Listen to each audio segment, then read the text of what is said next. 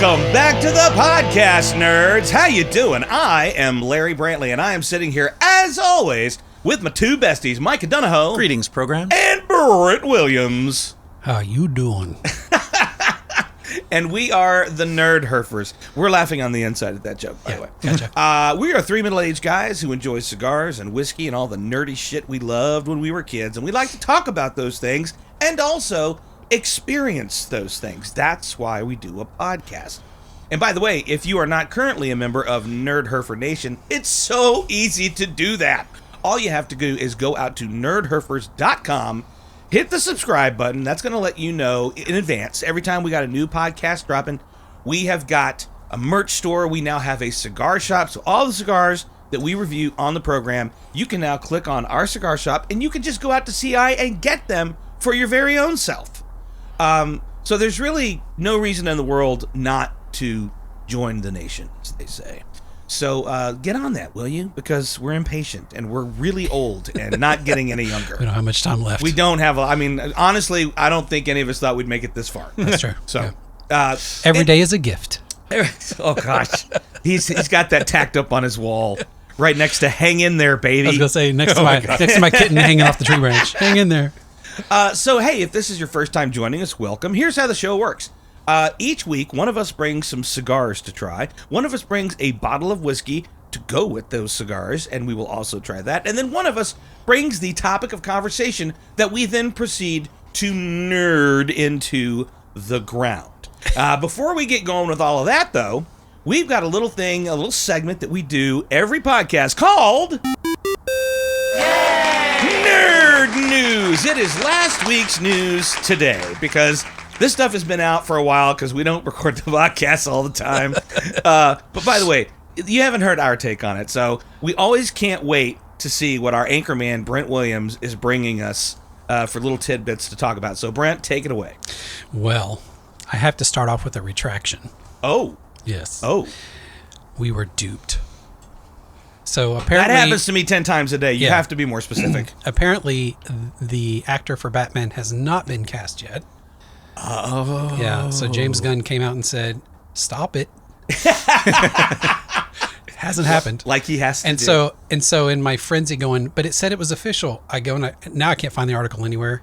Oh. Yeah, it's like erased from existence. It's erased from existence. So anyway, sorry about that. Batman hasn't been cast yet. Okay, let's just slide past that like we didn't have to say it. Next.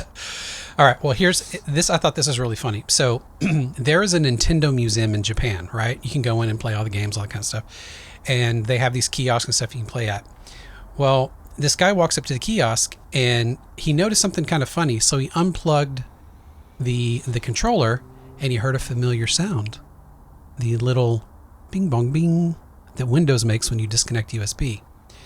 And the irony in that story is that Nintendo is famous for suing emulator makers and ROM distributors. Oh. They don't like their stuff on ROMs, and they're using Windows emulators in the museum for the SNES. In the Nintendo Museum? Yeah. What kind of sacrilege are they practicing over there in Japan? Emulation. That's right. You know what? They used to tell me if I did that too much, I'd go blind. That's right. And they only have 200. Yeah, you only get 200. Now these glasses. $199. Do I risk it? Do I risk it? I'm a note shop. All right. So this, I thought it was interesting. So, Wolverine and Deadpool is out on streaming now. Wait, it's on streaming? I thought it was just available to buy digitally. Well, by streaming, I mean you can rent or buy. Yeah, that. Oh, yeah. But the home release is scheduled for, I think it's October 22nd. Blu-rays and DVDs. October 22nd this year? Yeah. Oh, that's fantastic. Yeah. So wait, doesn't that mean like by the time this airs, you can get it? Yeah, that's true. All right, Yeah. Disney, don't screw with me on this. Do not. Do you have a habit of collecting the hard copies of things, Blu-rays and DVDs? I do not, because I don't have a thing in the house that can play them. So go get it now, because when it released on the actual day, I was like, purchase. But do you have a player? No, digital streaming. Oh, okay. I bought a license. Oh, you mean well, it used to be called Voodoo, now it's called Fandango. But it is. How old are you? That's a true story. I was gonna say, you can buy it like on Amazon. So or I use YouTube TV. I use or- Amazon Prime. Yeah, me I too. I use have Prime. a Prime Home Video. Yeah. Like make You can purchases. just buy it on Yeah. Prime and store it in your library. Or I can just wait another week or so and have it on Disney Plus. It's already been there since the beginning of the month. Yeah. It has not. Well, has not. Because I've had it the whole time. No. On Disney Plus? It's not streaming free on Disney Plus yet. Not free. I did not say free. It is streaming for a purchasable Oh, price. you are splitting hairs. Yeah. Not really. I And mean, you it's the can't difference afford between- that. I Alright. I've seen bought the it. back of your head. I bought it. Gentlemen, All right. it's too early in the show to come to fisticuffs. Fair enough. Let's move along. All right. Point is, go anyway, I'll see you outside. sounds good. Catch me outside. How about that? Bike racks, 3:00. Behind the dumpster. So anyway, the interesting part about that is, the scenes where they're going through all the different variants of Wolverine, is trying to find the Wolverine, right? Yeah. And there's a scene where there's a Wolverine that's about to square off with the Hulk, and that Wolverine is wearing a tan and brown suit, which is a version of the suit that appeared in the comics. Yes. Yep. That suit cost $100,000 to make. Wow. And that suit had like 24 frames of screen time. It had about 10 seconds Yeah. of screen time. Pretty much the dude was like, oh, you need me to build that suit? That's gonna cost you. Hey, you need to win? Who's paying the bill? Well, guess Okay. what? Yes. Yeah, 100K. 100K. 100K. Okay, and this is spoiler alert. So if you're watching Agatha all along, spoiler alert. Easy. Oh. Whoa. He hasn't been He there hasn't yet. seen it. He hasn't been. No, don't. Well, don't. I mean, I'm we're gonna have to far let this along. one sail, dude. I Oh, don't, come on. Come on. We cannot spoil it for Micah. I know you're talking about Alright. season. You're talking about the 5th Well, episode. wait. I'm caught up from last week. We're on Wednesday. Well, the next one's something tomorrow. got accidentally leaked online this week about one of the characters. Actually, it didn't get leaked because they did a mid-season trailer, and that's the first thing they do is they say the name. Oh. You know what? Knock yourself out. Okay, well, the teen is Billy Maximoff. Duh, it's Wiccan. We knew that from the very beginning. You forgot who you were talking to. I'm so sorry. I'm you were so talking sorry. to. He popped up on the screen. He's gay. He fits the profile. Everything is look, and it's just completely. Yeah. Yeah. He's totally Wiccan. Yeah. He's Wiccan. Here, he's that dude is wicked. No, he's He's totally. He's wicked smart. He's Wiccan smart. Wicked totally. smart, that guy. Totally. Okay. Bet he eats at Dunkin' Donuts. So apparently, Joker sucks hard. I heard. I almost Like feel a little Folia bit bad. do? Yeah, Wait. really, really hard. Wait, hang on. Who are you getting this information? Well, whole internet. all the haters? First of all, all I have to do is look at the box office. It's projected to lose anywhere between 150 and 200 million dollars. Ouch. It is a complete flop. Oh no. Apparently, it's a very bad musical. Matter of fact, Paul Schrader, who is a Hollywood writer known for movies like Taxi Driver, Yeah. he went to see it, and after about 15 minutes, he couldn't take it anymore, so he went up and got out and bought something, and then came back and lasted about another 10 minutes, and that was all he could take. Wow. Yeah. Yeah, I heard the internet going a little bit nuts about how much they absolutely despised it, and I mean, the first one was so good. It was. It It was was a lot of amazing. fun. I'm actually kind of pissed about this because I had really high hopes for this one because the first one was just amazing. yeah, diving into the psyche of Joker, it's kind of the same thing that the first Rob Zombie Halloween movie, where they really got into Michael Myers' head and explained yeah, why yeah, he yeah. did. Don't watch the other one, but Yeah. Or any of those That's a things. shame, man. I get Yeah. well. I mean, I'm at the age where I've got a limited number of movies I can see now before I die, so it's kind of nice to know I can skip that one. is that why you panic every time? You need to see this series. Oh God. Oh, 100%. Because the list that I have, and I have to add to it weekly because of you guys and because of my friends in the film and television business. It's like they're. And by the way, I take all of those recommendations seriously because they're coming from people whose opinions I trust about such things. And so, yeah, I mean, I've got, like, my phone literally said to me, we can't make this list any longer. You're going to have to start a new list. Oh. I'm like, no way. I've got X amount of... the phone was like, no, we're not doing it. You've got a problem. Knock some off the list. How about that? I'm trying. Yeah, anyway. So speaking of series, real fast, this is an aside. Did you guys catch the season finale of Rings of Power? No, You haven't seen it yet? I haven't seen it yet. Okay. I've been a little All right. busy with Okay. Agatha all along. We're not you know? going to talk about it then. Okay, Yeah, fine. we'll Are hold we, on that one. It was are we- pretty amazing. I'm sure it will be. I can't wait. And that is it for this week's episode of Nerd News. You heard it here probably last. But you know what? Apparently, don't go see the new Joker movie. Bumming me out a little bit. All right, let's kick this off, boys. This week, it was my week to bring cigars. And I found one, and I can't believe we have not reviewed something from this brand before. It is not a boutique brand. It is a very popular brand of cigar. It's one of the brands that I started on when I started smoking cigars almost 8 years ago now. Oh, my God. By the way, I started smoking cigars when I was 50. Just FYI, getting old. This is why everything is a sense of urgency with me. Anyway, so here's what I'm going to tell you about this cigar. You probably heard the name before. This is the original blend that started this cigar line. It is a Nicaraguan puro, meaning it's all Nicaraguan. The wrapper, the binder, the filler. But these guys are notoriously stingy about giving out information, so we do not know what species of tobacco. I can tell you that all of this tobacco, once it comes out of the fermentation barn, still gets an additional 5 years of aging. So it's a yummy, yummy cigar. Nicaraguan puro. This is the only cigar to date that has been certified 100% organic by the government of Nicaragua, because apparently it is next to impossible, because there's a lot of paperwork, and I'm sure money has to change hands or something or whatever. But these guys actually got that. That was important to them. They got that designation. You know, most cigar makers aren't going to spray their tobacco with a lot of pesticides and chemicals because they know that guys like us will taste that shit. Yeah. But apparently it's just a bureaucratic nightmare. But it was important to this company. So it is right now, I think, the only 100% certified organic. And this is going to be the Plasencia Reserva Original. All right. Now that is going to be... Original. Original. Sorry, I just spit all over the microphone. Thank you, good sir. Again, this is 100% Nicaraguan.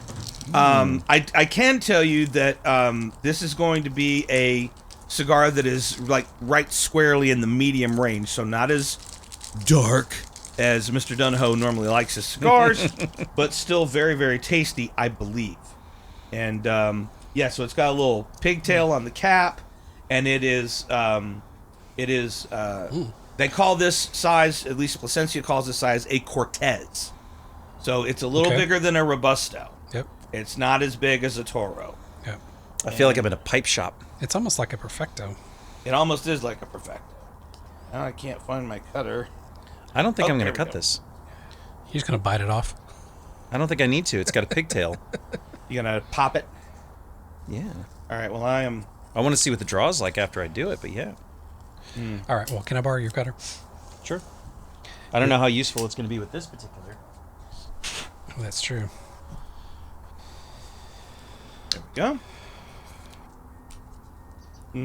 I mean, you could even do an old, what is it?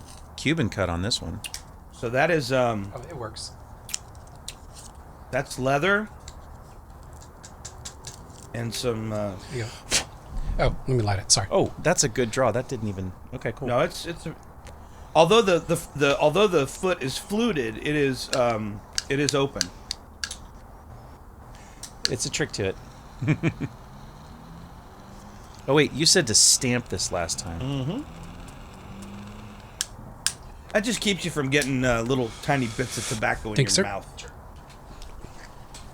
Ah, well, it's smoking really nice.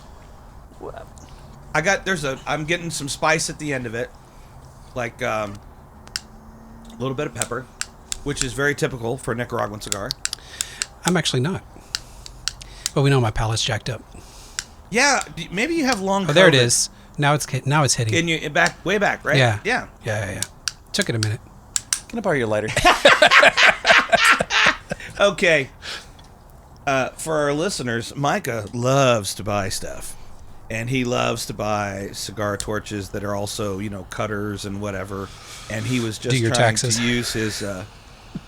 to use his newest acquisition, and it just isn't working. By the way, Micah, did you check to see if there was any butane in that thing? I did. But Okay. I don't know. I guess it doesn't like Brent. I guess not. Well, what are your impressions? Worked for me. You like there, buddy? Well, that is true. It did work for you.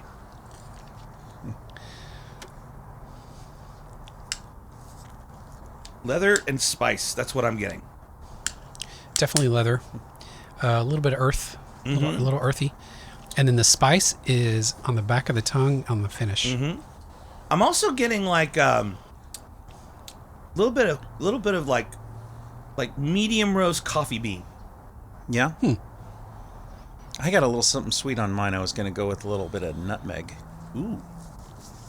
Falls into the spice category. Yep. By the way, I should point out to everyone who's listening to this podcast, we finally get to have layers on the patio. Oh my gosh, I know. Because it is a mildly cool evening. It is fantastic out here. I don't have my jacket on because I have natural layers. He means he's hairy. He's really hairy. No, I mean I'm chubby. Oh, well, I was trying to bail you out there, buddy. But all right. I'm naturally insulated, is what I'm trying to say. So, who had bottle tonight? Michael, did you have bottle? I do. Hit us, buddy. What do you got for us? All right. So this one's a special one that I received from a friend that I've been wanting to save for the show. Rocktown. It is not Rocktown. It's the return of There's Rocktown. like 4 pockets in here. It's a mystery one. This time it's personal. All right. So this one is out of Durango, Colorado. Oh, hello. That's a pretty bottle. Thank you. Is it from Durango? Oh, it's not from Durango Fine Spirits. No, Durango, Colorado, from Honey House Distillery. Okay. Okay. And let me get my notes. All right. The reason that I asked is because I know a guy who runs a distillery in Durango, Colorado. It's called Durango Craft Spirits. Yeah. That would have been an amazing coincidence. Yeah. Handcrafted in a custom beehive-shaped still.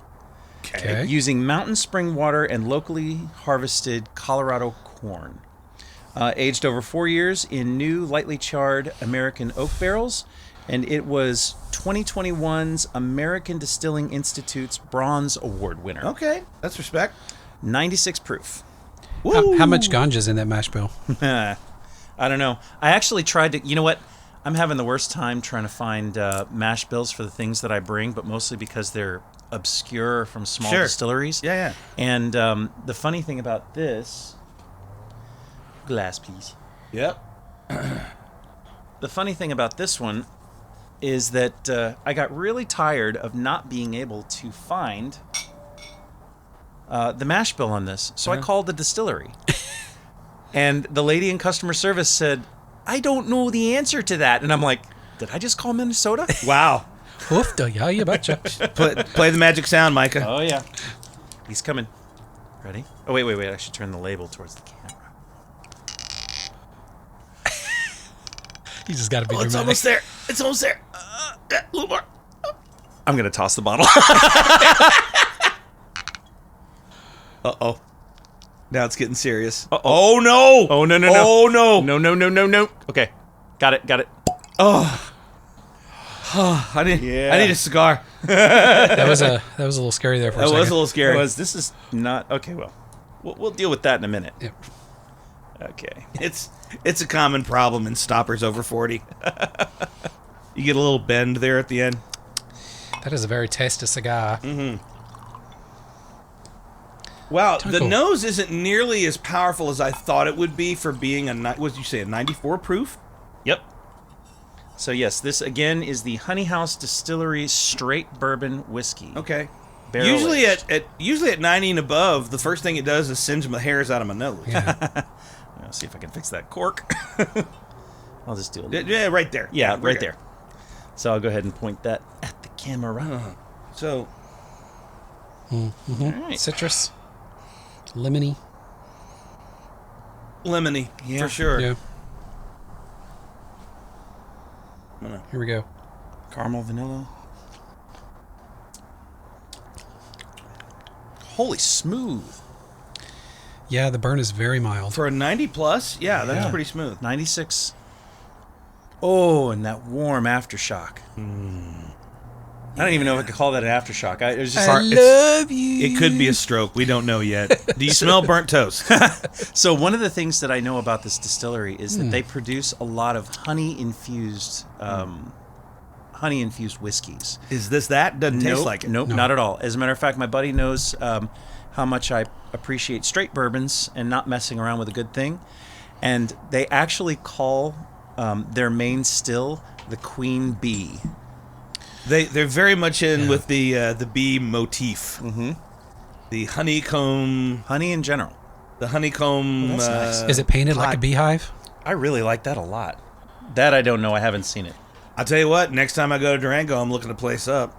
Yeah. I will find them. Honey All right, House. so it's called Honey House, and this is their straight bourbon, and it's aged for a minimum of 4 years. 4 years. Actually, they claim over 4 years. Okay. 4+, I'll accept that, but it could be like 4 years in a day. Yeah. But, it's like over 4 years can mean a lot of 4 years in an hour. Yeah. Oh, well, that's very good. That's a good start. All right, we've got our cigar. That is the Plasencia Reserva Original. And we've got our bourbon from Durango, Colorado, which this is the second Durango bourbon I've had, and it's really good. Yum. Now all we got to have is what we're going to talk about tonight, so I'm going to turn it back over to Mr. Williams. Well, let's go back to 1999. Okay. A little show comes out on British television called Spaced. This is a British TV sitcom that is written by Edgar Wright, Simon Pegg, and Jessica Hine, later Jessica Stevenson. And it's basically about Simon Pegg and Jessica Hine are two characters. They can't find a place to live. They end up renting a flat, but they have to pretend to be a married couple in order to rent it. And of course, Nick Frost is in it. And later on in the series, other people that appear, like in movies they do later, like Peter Serafinowicz. That's how you say his name? Peter Serafinowicz. He's in there. So there's an episode in this series called Art, and in that episode, Simon Pegg is high on amphetamines, and he's playing Resident Evil 2. And all of a sudden, he starts hallucinating that he's in a zombie movie, and he's walking around his apartment killing zombies with a shotgun. Right? Well, this scene turned out to inspire Edgar Wright and the movie they created together called Shaun of the Dead. Yeah. Yes. Which, of course, is the first movie in the famous Cornetto Trilogy. Yes. So that's what we're talking about tonight. It's the Cornetto Trilogy. Nice. So I got to say that as trilogies go, this is maybe one of my favorite modern trilogies. Yeah. For a couple of reasons. The main reason is each of the... So let's just talk about what the titles are. The first in the Cornetto Trilogy was Shaun of the Dead. The next one was a film called Hot Fuzz. And the third was called The World's End.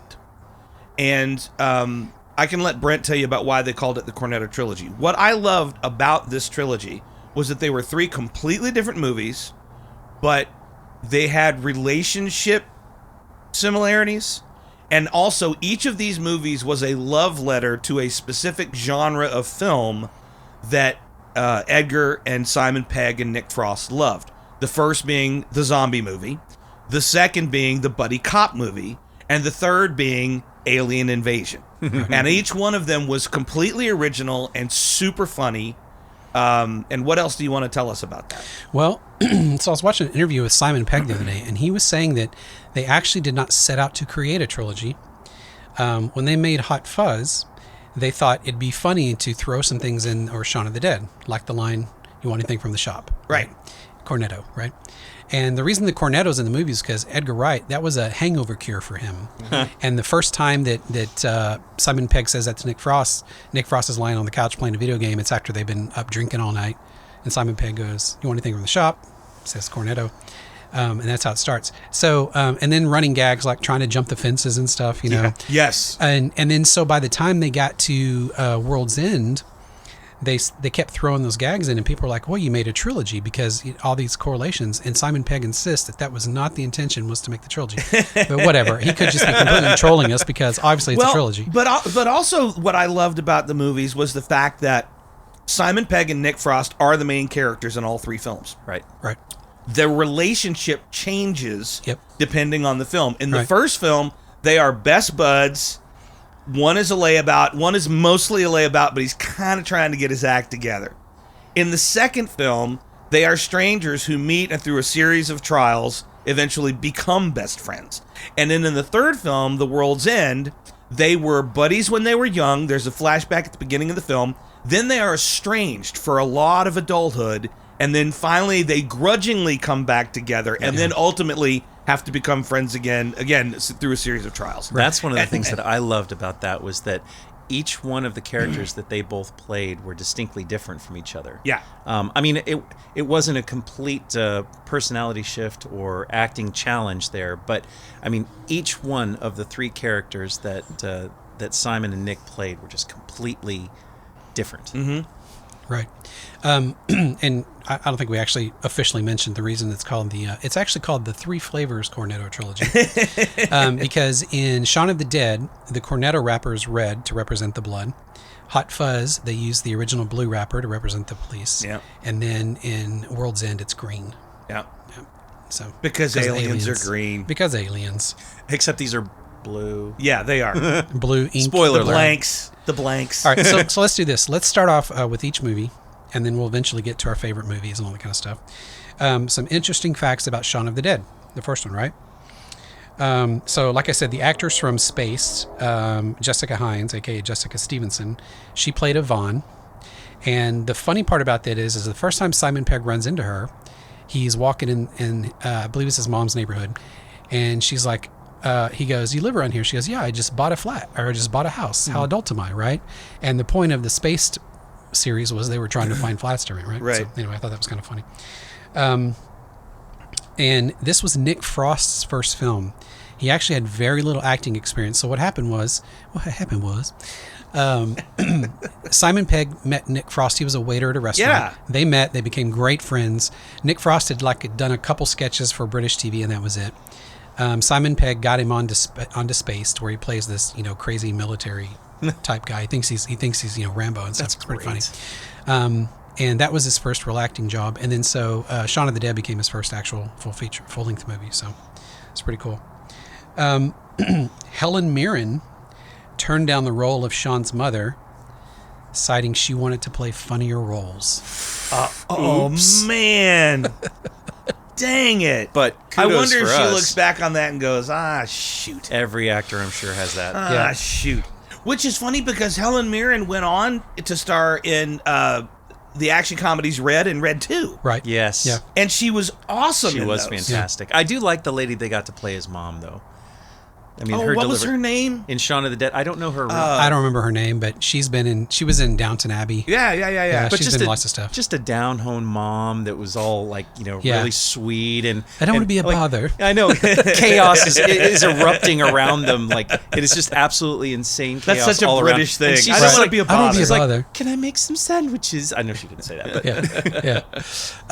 The other thing is the scene where they're throwing the records at the zombies. Yes. When they first discover the zombies and they're throwing those records. please say they went to like half-price books and picked up all No. the crappy. Only 2 artists gave them permission to show their album covers. That's why the only ones you see are New Order and Sade. That's interesting. No one else gave them permission. Yeah, it's pretty funny. So that again, I think that's probably a regret that a lot of musicians Yeah. have right now. Yeah. It's like, oh damn, Yeah. Made $30 million on a $6 million budget. yeah. Yeah, Batman original soundtrack. that's so great. For a little while, Wright and Pegg talked about writing a sequel called From Dusk Till Dawn. Oh my god! Oh my god! But it never it was usually tongue in cheek and never really happened. But the movie still got a bit of life. In Spider-Man Into the Spider-Verse, you can see a poster From Dusk Till Dawn in Times Square. Yeah. And it inspired a lot of knockoff movies. One of the most notable is a Spanish-Cuban movie called Juan of the Dead. Juan of the Dead.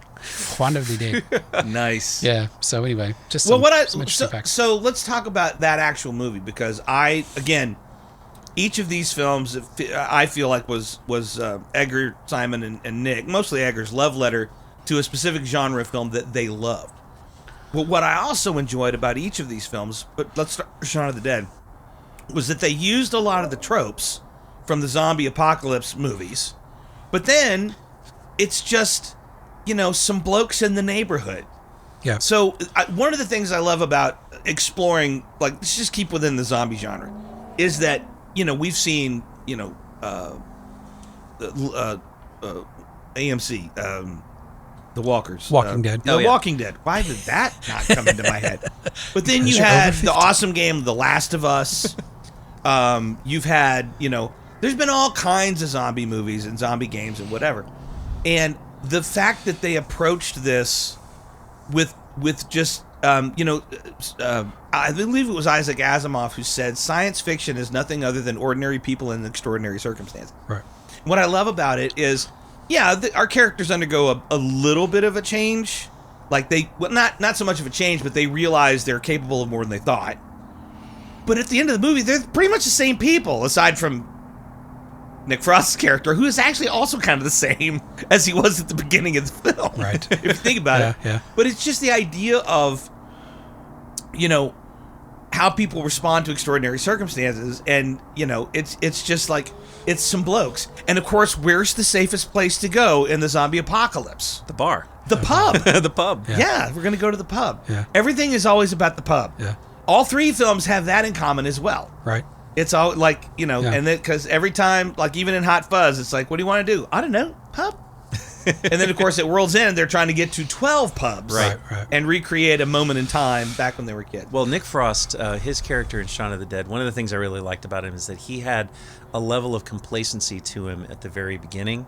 Yeah. And towards the end, his slight character shift was his ability to save his friends, protect his friends, be that last one out. And I don't know if that was just a nod to the video game he was playing, like before he got, before the zombie apocalypse came out. But the other thing that I really, really liked about the movie was the amount of obliviousness that the characters had in the very beginning. Yes. Like when the zombies start to really pop up and they're doing strange stuff in the background, which is the best part of the movie for me at least. Yeah. Is watching these things happen and Simon Pegg going that just one going morning to the shop. Yeah, he's going to the shop while the world's coming to and he's not noticing anything. I mean, I love it when he even opens up the refrigerator to get a Coke. There's like bloody handprints on there, and he's just totally ignoring it. He's opening, he's looking, he's getting his Coke out, and then he like slips in the aisle as he's walking and just keeps going. He puts his money on the counter. Well, if you remember at the beginning of the film, when he gets up out of bed, you think maybe he's a zombie.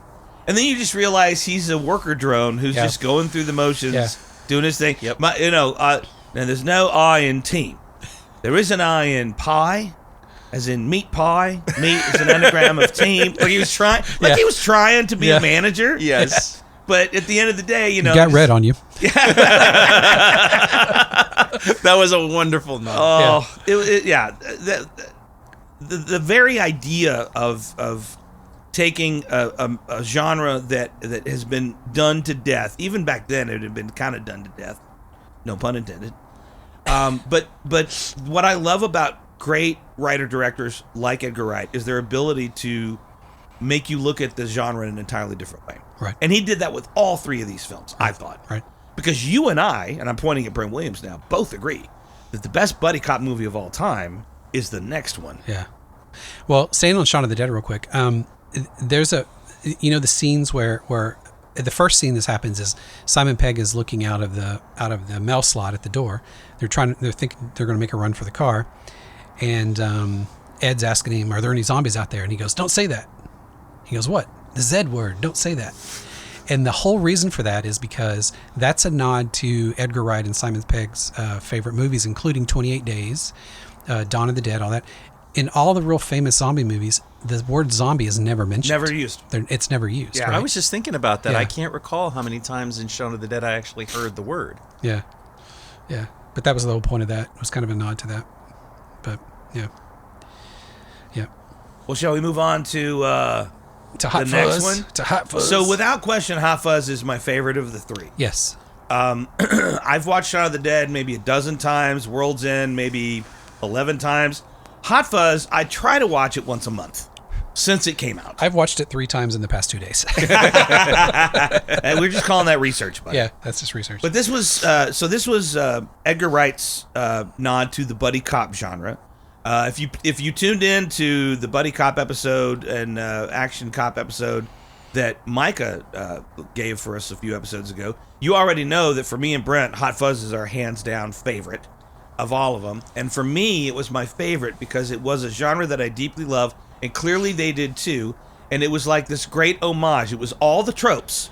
It was everything from toward in the third act when Simon Pegg basically has been saved by Nick Frost, and he drives him out of town, just tells him to go back to London, that, you know, this giant conspiracy that's going on in this small town, there's nothing he can do about it. And he gets into the convenience store, and he suddenly says, like, no, he makes up his mind. And the minute he does that, and he starts talking to the convenience store kid, his voice drops like this. No, this is something I got to do on my own. Yeah. And that's how it is for, like, the rest of that scene. Yeah. Yeah. And so there's all these little tropes in there. But again, it was like the original way that they did it. You know, the casting is just genius. Okay, Simon Pegg, Nick Frost. But you also had Bill Nye, who was the superintendent. Yeah. Who's this, you know, clueless, arrogant London Met guy. Yeah. You had all Martin these... Freeman. Yes. Yeah. It was just And like... you know his girlfriend Janine, you know who that was? Oh, it was Kate Blanchett, right? Kate Blanchett. Yeah. Yeah. So I just loved everything about that movie. It was like the minute the trope came, you knew it was coming. You were like, yeah, they did that Which, thing. by the way, Simon Pegg insists that the movie is not a parody. No, it's not a parody at all. He actually says it's an action movie that happens to have comedy in it. Yeah, I mean, in no way, even the first time I saw it at the theater, in no way did I think of it as a parody. Yeah. It was a love letter Right. to the entire buddy cop genre. You could see elements of, think of any, like, go back to like the Lethal Weapons and the 48 Hours and the you know, you can see elements of all the stuff that came before Right. in that movie, but in this very new and fun way, where this little village of Sanford is run by this evil cabal of really nice people who want to make Sanford the best community in the world, and they're willing to kill anyone who threatens that. So, by the way, that village was actually Edgar Wright's hometown. That's where they filmed it. No kidding. However, in England, a village is a town without a church. So there's a huge cathedral in that town, so they had to digitally erase the cathedral. You better give Larry some more whiskey. Micah, I've been waving at you for 5 minutes. Could I have a little more, please? But what I was saying was so enthralling. It was enthralling. If I hadn't been trying to get more whiskey, I would totally have been watching you. But Yeah, that's right. I was instead trying to get whiskey. So wait, so the church scene. I guess that was filmed at a different location, because that clearly was a church, because he runs up it and everything. That's a good question. I think maybe it was outside. Yeah. So you're talking about like the exteriors and stuff. When they show the village, the little township. Yeah. I also love, and I love this in all three of these movies, the soundtrack is the bomb. Yeah. They choose the best songs. Like when he first gets to Sanford and he gets up the next morning and he's jogging and it's the Kinks' Village Green. Mm-hmm. Like, it's just perfect. Everything was perfect. Yeah. So the only other director, I think, who's maybe as good or better than Edgar Wright at picking the songs for a movie is James Gunn. Yeah. Because go all the way back to the first Guardians. Those are the best soundtracks. Well, the name Nicholas Angel, that Tommy Pegg's character. Angel. It was actually that's the actual name. He took it as kind of an homage to the musical director for all three movies. His name is Nick Angel. I did not know that. Yeah. Nerd alert. Nerd alert. Yeah. And so the Jim Broadbent, who plays the inspector in Sanford. Yeah. Right. So he's a very famous British actor. Yeah. Like in Britain, he's acting Jim Broadbent played Danny's father, right? Yes. Yeah. He was chief inspector. Right. He was Horse Slughorn in Harry Potter. Yeah. Oh, right? yes. That's right. The teacher that collected. It was kind of like this. Yeah. And he actually begged to be in that movie. He ran into Simon Pegg. He was a huge fan of Shaun of the Dead. Ran into Simon Pegg at some award show. I want to say it's the BAFTAs or something. And just practically begged him. And so that character was created specifically for Jim Broadbent. And it was brilliantly done, because he was perfect in that role. Yeah, I agree. And the let's just say the station's not going to be short of Chunky Monkey for the next month. Oh, Dad! And at the end, with the judges that come in, the adjudicators that come in, that is Simon Pegg's mom, Edgar Wright's mom, and Simon Pegg's, I believe it was either high school or college theater teacher. Oh my God, that's so awesome. Yeah. This is what I love about when you reach a certain level in film, you can do those kinds of things. Hey, Mom, you want to do a cameo in my movie? I mean, how awesome would that be? Oh yeah. I would do, like, by the way, I've still never met, I'm pointing at Micah now. I've never met your wife, Val, but based on everything you've told her, I would want her to do a cameo in my movie. I would just like, I need one day of your time. You Just be careful. one day. She'll teach you how to film.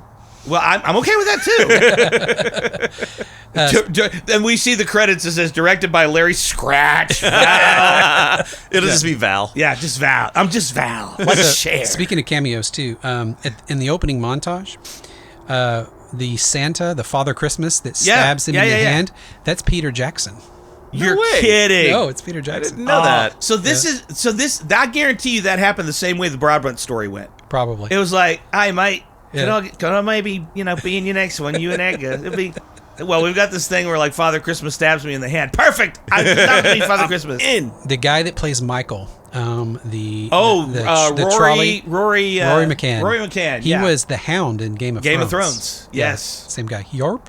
Yarp. I love that guy. So funny. That guy, I mean, think about the difference between Lurch and the Hound. And then his other That line. dude's got some range. Like his other line.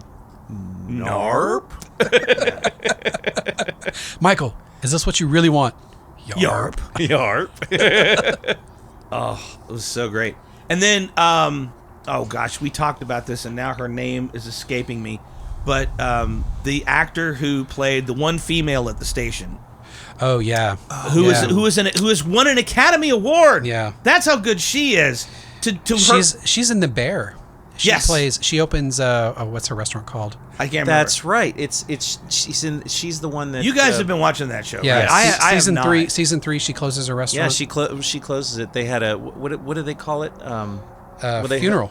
A funeral. Yeah. And so they brought in all of the chefs that have ever trained under her, and one of the things I loved about that was that she was so humble, and to see her in Hot Fuzz, that was really entertaining because she wasn't playing anything like that other character that I'd seen before. Her character was so hilarious because all she ever did was just say raunchy things. Yeah, Yes. well, she is the epitome of a woman trying to kind of fit into a completely male police force. Olivia Colman. Oh, you beat me to it. Your IMDb skills are faster than mine. Olivia Colman. Yeah, she was absolutely amazing. Yeah, she was so funny. Ugh. I loved Now it. I love when she runs when they're in the grocery store and they're trying to get those people behind the meat counter, and that girl runs up to her with the knife and she takes that metal pan and just beats her. She goes, nothing like a little girl on girl action. Like, even in the middle of a firefight, they can do that. They can make those jokes. Yeah. Do we want to talk about first third on this? Oh, Yeah, we let's should. do. That would be a good thing to do. As I'm ending my first third, Yeah. we were just enjoying the conversation. That's all. All right, boys. So, what are you thinking of the Plasencia Reserva Original? I'm really enjoying it. I can see that I'm going a little bit faster than the both of you, but the I'm getting this milk chocolate caramel. Yeah, the spice has kind of gone away from me. Yeah, the spice went it's away. a creamier mouthfeel now. Yes. Milk chocolatey, caramely. I totally get that. Still a little bit of earth and leather. Smooth. Very smooth. Just smooth. Yeah. I can't add to that because you both said the things I was going to say. But so. unstained leather, more like a tanned leather. Specifically from the water buffalo of the East Indian region. Yes. Well, I mean, I have boots made out of buffalo, so I don't know if I go completely buffalo. But leather that hasn't been worked over by some grizzled old man in a shop somewhere. definitely not the saddle of my bike. Or the saddle of my youth. Oh man, this is really good. I don't know. What do you think of the pairing, you guys? I'm feel liking it's it pretty a good. lot. I'm liking it. Yeah. I feel like this is a really good medium cigar. It's not it's not too heavy. I'm really enjoying that. And this bourbon is not a really invasive, punch you in the face this bourbon is either. just like Right. a nice Yeah. evening on the patio. Yeah. We just happen to have microphones. the in front bourbon, of it our has a face. very, I want to say a thick flavor profile. Yeah, definitely. Yeah, But it's, okay. but it's Yeah. not. But it's very rich. I really feel like I've got a little redemption going on this bottle too. Ever since I presented the Rocktown. No, hey, we look. That was one of the funnest episodes It we was. ever did. I'm telling you, Rocktown was the star It of was that the episode. star of that episode, hands down.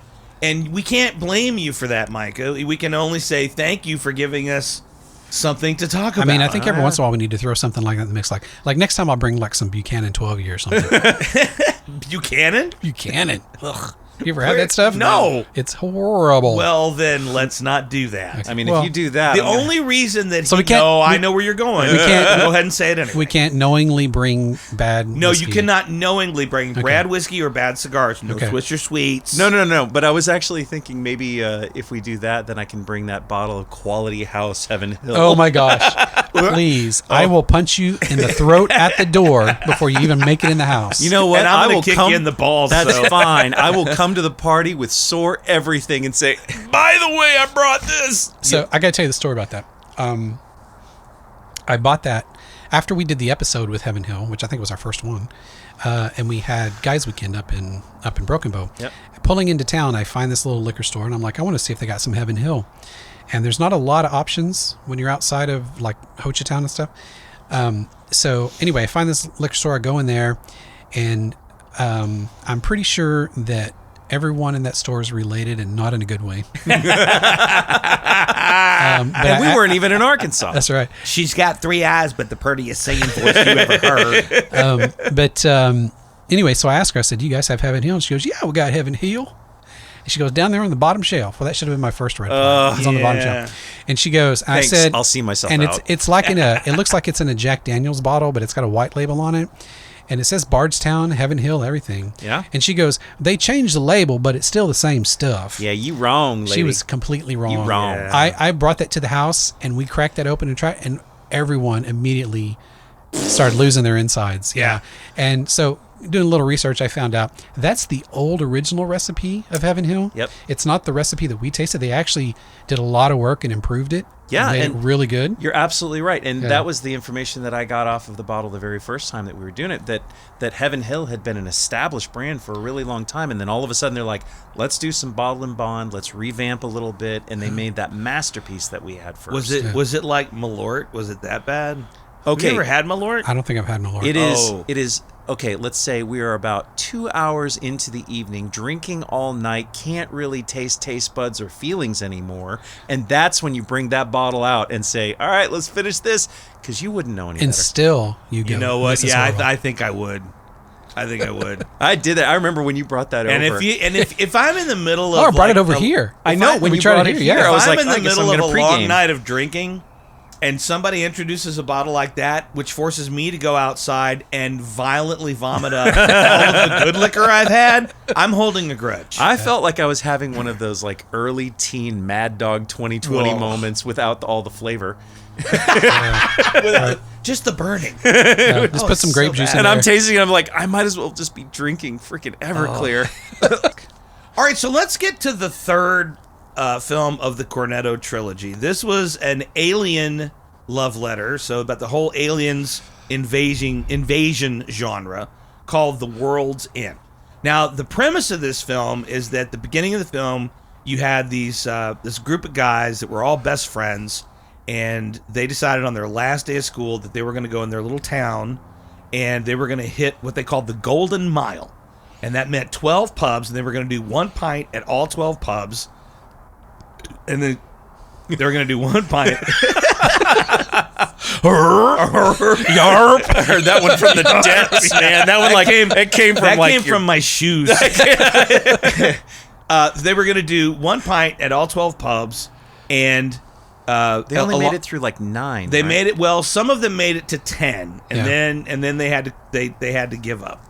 And so now, fast forward, now they're all adults approaching 40, and Simon Pegg's character, who's very different from the first 2 films, Right. He is now the layabout. He is the Right. guy who's never done anything with his life. He decides that the only way that he can like get any satisfaction out of his life is to get the band back together and to recreate the Golden Mile. Only this time, they're going to hit all 12 pubs. So for the record, this is my all-time favorite of the 3. Is it really? Yes. Wow. You tell. All right, so one of the Okay. things that you mentioned earlier was that Simon Pegg made a specific point to say that these are not comedies. Comedy just happens, right? They Right. said they're not parodies. I'm Right. paraphrasing. So, but based on that, I chuckled so hard through the whole movie. I loved everything Oh, I did about too. it. I liked the tropes that they brought from the past 2 movies, which made those even funnier along the way. Because There was in one of the pubs. Did you hear it? The video game Yep. sound. Yep. Yep. Yep. That was purposeful. So It was almost like in every Spielberg film, you have to hear the Wilhelm scream. Yeah. yes. Yeah. We all know what the Wilhelm Yeah. scream Yeah. is, right? Yeah. Yes, exactly. Yeah. But I'm sorry to interrupt you, Micah. Go on with your love of. Yeah, and one of the things I loved about that was that the fight scenes were a lot more fun, especially My when you God! see when They you were so see the fun. heads pop and like they're so you think that these aliens are going to give them a seriously hard time, you know, but instead it's like rip an arm off and pop their head with it kind of situation. There was so much more comedy in this one for me than all the others. Well, but those weren't the actual aliens. They were just the replicants. yeah, okay. Way to step on his magic. Man. Sorry, Yes. man. I'm sorry. Once again, Brent comes through. No, it was just really it was a lot. Yeah, I love of it. Nick Frost became like Rambo in that movie. Oh yeah. Well, You know? to me, it was more like the Hulk. Yeah. oh, But it was yes. like, because, at the beginning of the film, he is the guy who got his life together. He buttoned up. yes. He stopped drinking. He stopped drinking, like all those things. And on that note, And you come to find out later, of course, that his wife left him 2 weeks ago, and his life is actually falling apart. But he eventually, he's like Popeye with the spinach, except that's how he is with booze. So there's that one scene where they finally find out that That's after they fight him in the bathroom. after they fought him in Yeah. the bathroom, Yeah. and like the whole town's been taken over by these they call them robots, and they're like, we got to get out of town. Well, he's the only sober guy, and they turn and the camera switch pans, and he's doing every single shot at the table. Boom, boom, boom, boom. loved it. And he just and that I agree with you. The fight sequences in this one were great. Oh yeah. I mean, I absolutely love the shootout in like the final shootout in Hot Hot Fuzz. Fuzz. But when it came to World's End, I just there's something special. I never got bored with it. It was not somebody just getting shot over and over and over again. Or What I thought was hysterical though about Hot Fuzz, and again, this is a trope that they took way back from like the early movies, was that everybody got shot somewhere that was non-lethal. Right. Yeah. Everybody was getting shot in the shoulder or the leg or whatever, and it was like, oh, they're all going down. well, Simon Pegg, a good cop. I mean, if you're gonna shoot somebody, make sure you can arrest him later. But the bar fights that were just so good. fantastic. They were really, really good. like belligerent kids So, all over the place. I don't know if you noticed the names of the pubs. Edgar Wright named each one with a specific purpose, and it was what they would encounter in that pub. All right. Oh, Yeah. I missed that. So that's never why made that's that why the connection. last one is called World's End, because Right. that's where The world is gonna end. Yeah. Well, and that's where the decisions. aliens actually were. Yeah. They had their ship underground and right, whatever. right, yeah. With a great elevator. I don't know if you noticed, but like when they walk into the first pub, and it's very bland, and they're like, oh, they haven't changed anything, and they're talking about all the things that have changed, right? And they were talking about how they've been Starbucking everything. So that was a little bit foreshadowing. When they go to the next pub, you notice it's the exact same thing. The exact same pub, yeah. So that's a little bit foreshadowing on what the aliens are trying to do. Right. Right? They're Starbucking the planet. Right. So that it can be in the Galactic Alliance or whatever. And now it's that you called. say trusty servant, now it totally makes sense, because it was that one guy Okay. that knew everybody. It's like, welcome, lads. It's Yeah. good to have you. Yeah, yeah. I'm sorry. What is Starbucking? Making everything the same. It's corporatizing everything. Yeah. Okay. You know. I'm sorry. My So only it's- reference it's- to it's Starbucking take- is it's taking Battlestar a- Galactica. Oh, a different kind of Starbucks. No, that's a very different reference. That's a very different reference. Yeah, that involves stem pills and And consent. It involves consent. so when they finally meet. What's that guy's name? The guy that plays Filch. They Yeah, have all yeah, the yeah. same characters. Oh and same yeah, names, yeah. right? He's like one of the untainted. Yeah. Except this time you could actually understand what he said. Right. As opposed to Hot Fuzz, where they had to get an interpreter. right. That does what it isn't. I love that scene, by the way. It had 3 levels of translation I had Yes, to go through. yeah. For him to understand. What do we need the dog for? It's not the dog we need. But so in the scene in the opening where they're still young and they're going to start their mile, when they're looking out at the sky, you can see the shooting star coming, and the shooting star is the aliens. Right. Right. And, oh, by the way, can we just talk about Rosalind Pike for a minute? Man, oh man, I like her.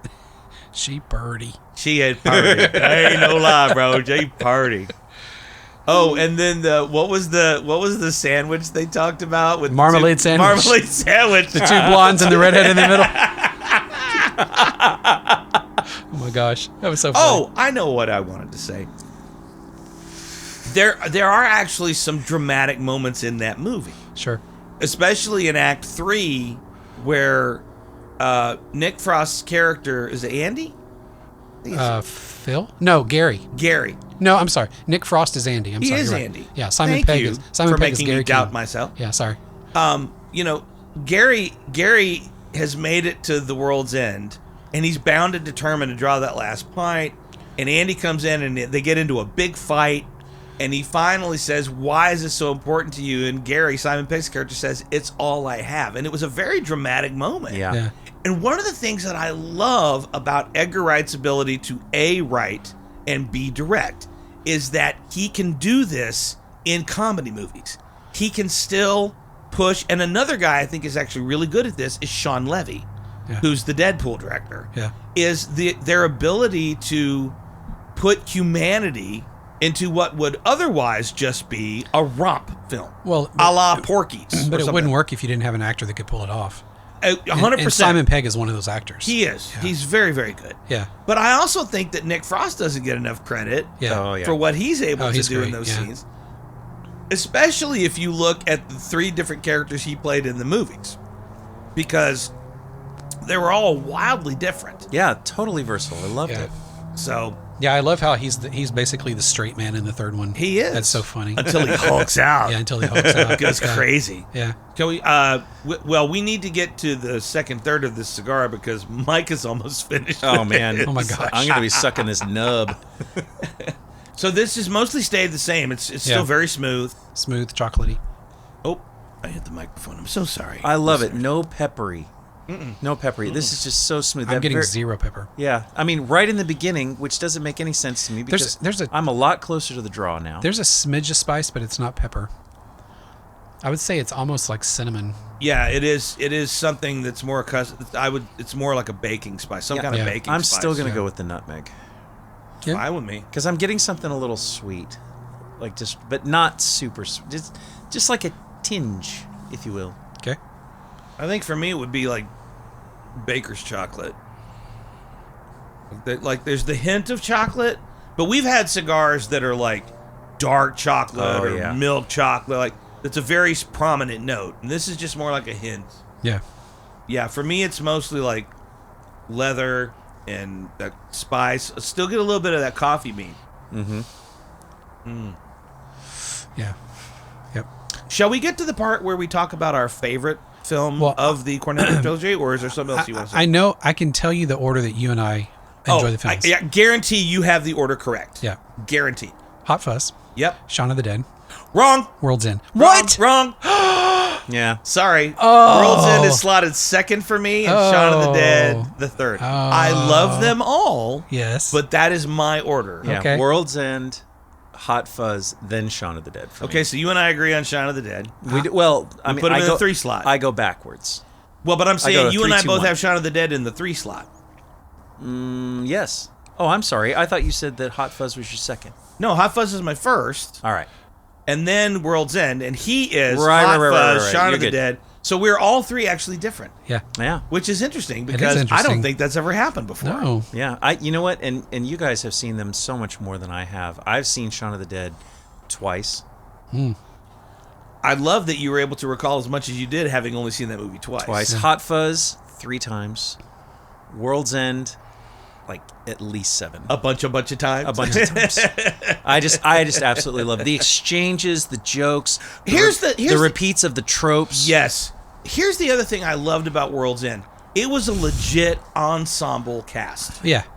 Yeah. which the first 2 were not. Right. And they again, it's all about the casting, right? It's all about guys who have good chemistry and work well together. And 1, 2, 3, 4 of the actors in World's End had previously worked together on Hot Fuzz. Yeah. Marsden was the new actor in Yes. the group, and then Rosalind Pike hadn't been in Right. there yet. But the scenes when they're talking about the situation that they're in, and then they just kind of like go off track for a minute, and then this and that, and then they're talking about, and then he misunderstood what, like the timing of that, the snappiness of the dialogue. Oh, yeah. But the timing, the writing is only as good as can you actually pull it off on camera. I thought that those guys were so good at that. Right. Yeah, World's End jokes for me. The jokes. Oh my gosh. And they were such fast quips that I actually, a couple of times when I was watching it at home, I'd have to pause it so I could finish my chuckle so I wouldn't hear the next one that was piggybacked on there. Oh, that is so annoying. So I don't know if you noticed this, I'm by myself. but so you know, when they have discussion about, so King Arthur is actually a running theme throughout that movie. It's mentioned several times and they talk about it. And I don't know if you noticed that the knights of the characters, Gary King, Stephen Prince, Andy Knightley. I did not. Yeah. See, this is why I like having these moments with you guys, especially with as much as you love these particular sets of movies. I mean, to hear those little details are just priceless. Yeah. No, it's a great movie. I absolutely love it. I mean, one of my favorite scenes is when Nick Frost punches that girl in the stomach to get his wedding ring back. Oh, yeah. Because she says, I want you inside me. He's like, okay. Bam! Yeah. That was such a great movie. I just punched my way through a robot to get my wedding ring back. Oh, and the voice of the alien at the end is, of course, Stephen Fry. no, Bill Nye. Oh, I didn't know. Because he's in all three movies too. Yes, he is. How great was it though that when the aliens decide to say didn't they end it with F it?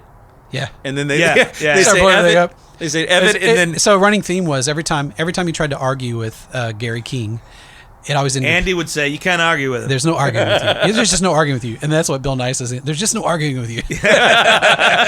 And when they say that's F how it- the planet was saved. and that was what was so great about. So once they say F it, and the aliens actually pull out, we find out that they're the core of our infrastructure. Right. And so Yeah. they All of leave, our and then we all go advances, back to the our Dark The technology world Ages. falls apart. That was greatness. That was greatness. Yep. Which, not too far removed, we did do a Matrix episode, so, Yeah. Yep. not it's Yeah. I'm just saying, don't knock Starbucks too hard. Come on, tell me you guys like the picture of the kitty cat and that girl's lasses. Oh, yeah. Come on. Yeah. That was good. That was a nice choice. There was something I was going to say about Hot Fuzz. I totally forgot. So some of the homages they paid to, matter of fact, Bad Boys at the very end, where you see the up camera shot of them and the helicopters The coming. up. helicopter going across. Straight out of Bad Boys. That is a direct shot. Yeah, straight out of Bad Boys. That is a shot for shot. I love yeah. that they do, and I love. Have you ever fired your gun in the air? Yeah, Just- you go, and there was that scene where he couldn't shoot his dad, Yeah. and he Yeah. does the Keanu Reeves thing. Yeah, and I just love like when he comes to town and they think he's just a super cop, and Nick Frost's character just can't get enough, and he's even in elementary school and he's doing a presentation to the kids. And Nick Frost is like, is it true? There's a place in a man's head if you shoot it, his brain just explodes out.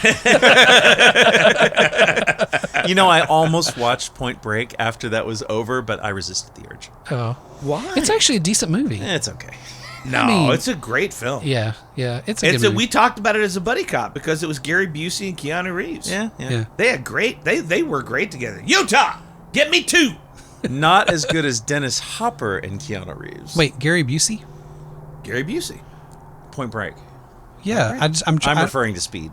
Angelo Pappas. Speed. Okay, all right. Yeah, I was thinking, Patrick Swayze is the bad guy in the movie.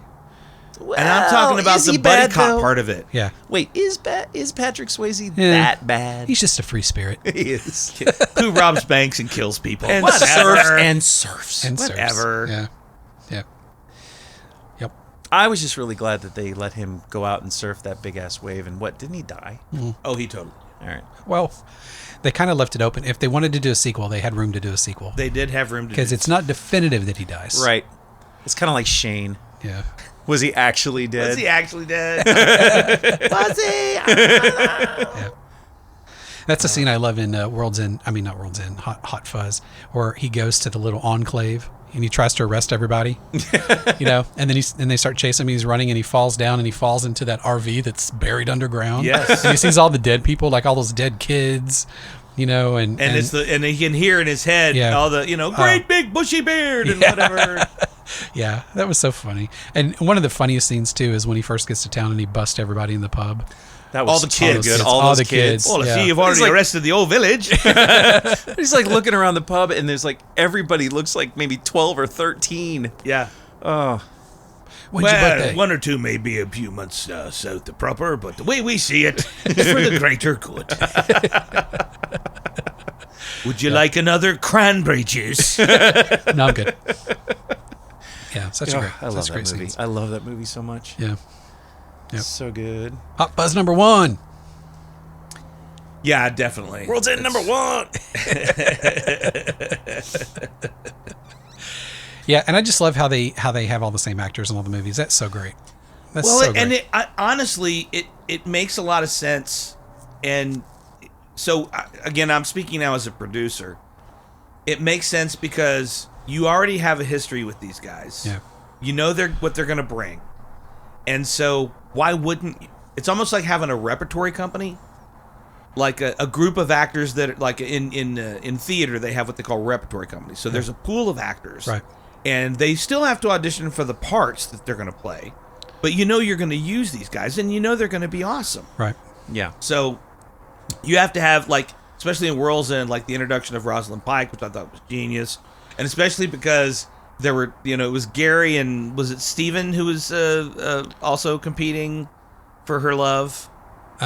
Steve, who was Peter? No, Peter was Marston. I can't. Yeah, Peter, because the cop is going, have a good night, Peter. Yeah, he admits that he had a thing for so her it's back in the Steve. day, but Yeah, he was afraid Steve. to say anything. Yeah, I just thought it was fantastic, and so different from his character in Hot Fuzz, where he was one of the Andes. Yeah, right. The mustache. You've got a mustache. I know. You know what's funny? My favorite trope in all of them is hurdling fences. Oh yes, That's It so is my funny. all-time Oh my gosh. favorite. Do you guys have any other favorite tropes? that's got to be my favorite of all the three because and like we a little Have bit. you ever taken a shortcut before? Yeah, Shaun of the Dead set it up, but then in Hot Fuzz you've got you've got Nicholas Angel. Like, he flips over the last one. Right. And then Nick Frost, who insisted on doing his own stunts, by the way. Love it. Just crashes into the wall. And then it's not until, like, midway, like, second or even the beginning of the third act where Gary tries to jump over the fence and he jumps on it and just... the whole thing just falls over. It was so great. And did you see what was right in front of him? It was like a bunch of porta potties. Yeah. It was just it's like you're jumping his shit.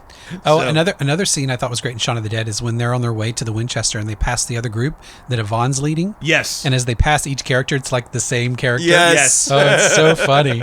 Yeah. My favorite line in Shaun of the Dead from Yvonne was, "Good luck." You can do that. Yeah. Bye. What are some of the His other girlfriend. What are some of the other tropes that extended past the fence thing?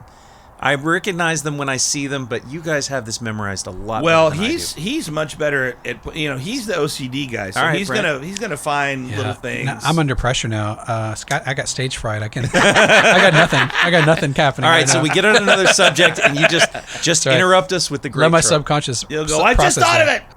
So let's talk about the final third, you guys, because we're all toward the end of this cigar. What are your thoughts? Well, let me talk about Final Nub.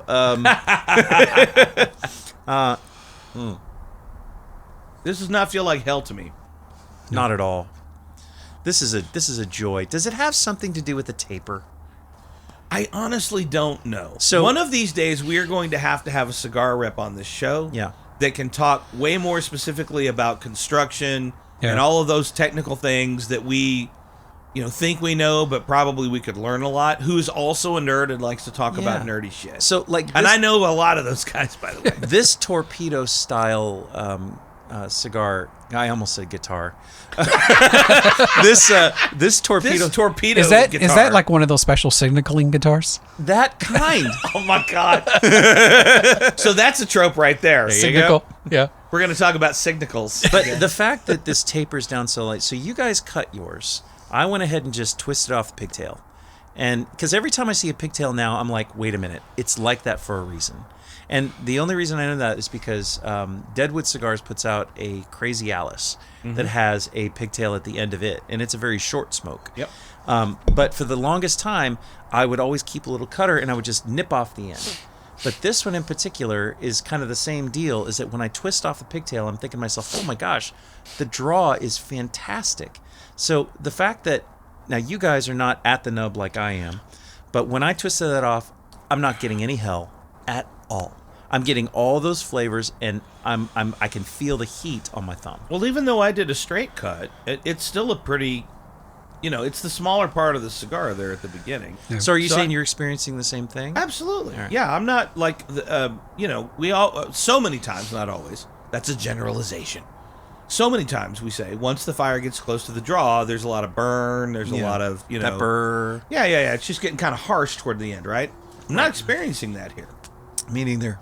And I'm really, really enjoying it. I really feel the need to get some roach clips. Wait a minute, don't you have a pick in that monstrosity of a thing you bought online? I do, but it's a lot more fun to say roach clip. Oh, God. Oh my gosh, it's not a blunt. It could be. Man. What about you, Brent? What do you? How's it treating you? I'm getting like a light almond flavor now. So you are getting a little sweet. Well, no, almonds for me aren't sweet. Okay. I'm just talking about the nut flavor. All right. Well, you're crazy. Yeah, my palate's different from yours. Hey man, don't be vegan about it. Yeah, because you guys aren't vegan with me. No, we're just mean to you. You know what, little Micah? You know what? Be the bigger man. Yeah, I don't feel like it.